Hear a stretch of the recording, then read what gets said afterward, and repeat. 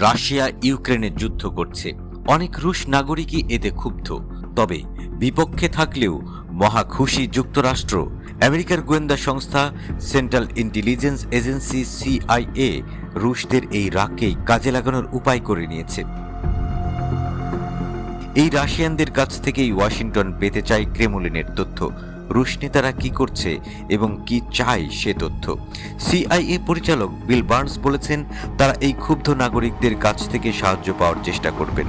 আর CIA কিন্তু এই কাজ গোপনে করছে না, এমনকি সাহায্য চাইতে তারা রাশিয়ান অনলাইনে ভিডিও দিচ্ছে।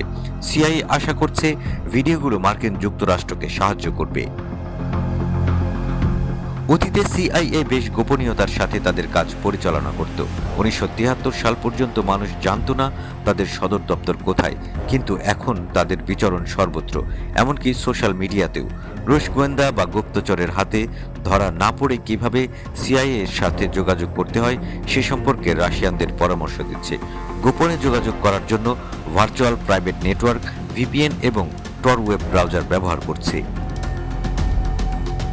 সিআইএ এর মতো এফবিআইও মার্কিন যুক্তরাষ্ট্রে রুশ গুপ্তচর পেতে চেষ্টা করছে। তারা ওয়াশিংটন ডিসিতে রাশিয়ান দূতাবাসের কাছে সোশ্যাল মিডিয়ায় বিজ্ঞাপন দিয়েছে। সাবেক সিআইএ অফিসার ডগলাস লন্ডন বলেছেন যে এই সরাসরি পদ্ধতি কাজ করতে পারে। রাশিয়ার লোকেরা যারা তাদের সরকারের প্রতি ক্ষিপ্ত তারা হয়তো বাইরের কাউকে সাহায্য করতে চাইবে, কিন্তু গুপ্তচর বৃত্তি নতুন নয়, এটা অনেক দিন ধরেই যুক্তরাষ্ট্র ও রাশিয়ার মধ্যে চলছে। সিক্রেট অ্যান্ড স্পাইস নামে একটি নতুন তথ্যচিত্রে এ বিষয়ে কথা বলা হয়েছে। এটিতে স্নায়ুযুদ্ধের গুপ্তচরদের সাথে সাক্ষাৎকার রয়েছে, যা মার্কিন যুক্তরাষ্ট্র এবং রাশিয়ার মধ্যে একটি বড় লড়াই ছিল।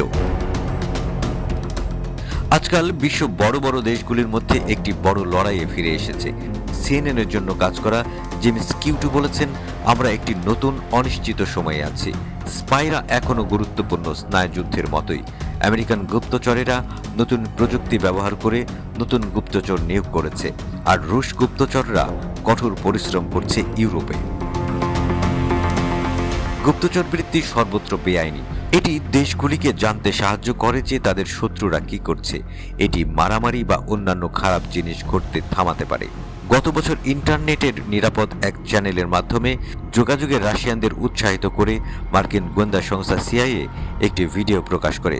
রুশ ভাষায় ছোট ওই ভিডিও ক্লিপের সঙ্গে একটি লেখাও ছিল, যাতে বলা হয় সিআইএ রুশ সামরিক কর্মকর্তা, গোয়েন্দা বিশেষজ্ঞ, কূটনৈতিক, বিজ্ঞানী ও সাধারণ মানুষের কাছ থেকে রাশিয়ার অর্থনীতি ও এর নেতৃত্ব সম্পর্কে জানতে চায়।